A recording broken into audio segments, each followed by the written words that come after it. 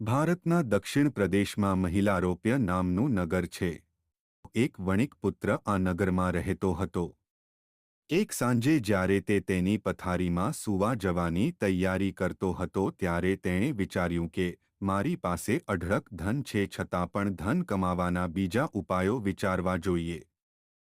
કેમ કે ધન વડે ના મેળવી શકાય એવી કોઈ જ વસ્તુ આ જગતમાં નથી.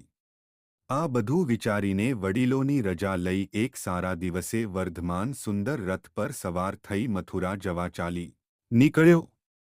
એણે એના બે સુંદર અને હષ્ટપુષ્ટ બળદો સંજીવક અને નંદકને રથે જોતર્યા હતા. યમુના નદીના તટપ્રદેશમાં પહોંચતા જ સંજીવક નામનો બળદ કાદવકીચડમાં ફસાઈ ગયો અને ધૂંસરીથી છૂટો થઈ બેસી ગયો. એના પગમાં મોચ આવી ગઈ હતી.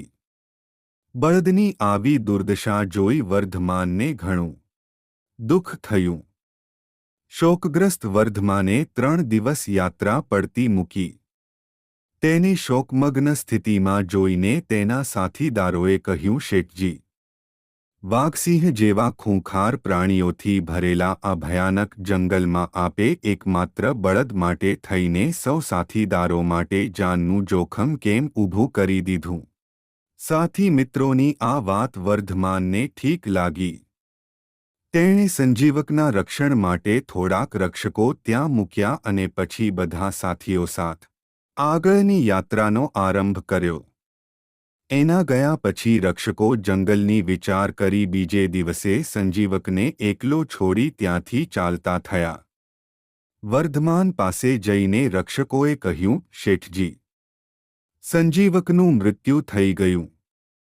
આપનો એ માનીતો હતો, તેથી અમે તેના અગ્નિસંસ્કાર કરી. રક્ષકોની વાત સાંભળી વર્ધમાન ગદગદ થઈ ગયો. તેણે ધામધૂમથી બળદની ઉત્તરક્રિયા કરી. પેલી બાજુ ભાગ્યના બળે સંજીવક ધીમે ધીમે સ્વસ્થ થવા લાગ્યો. એ ગમે તેમ કરીને યમુનાને કિનારે પહોંચ્યો.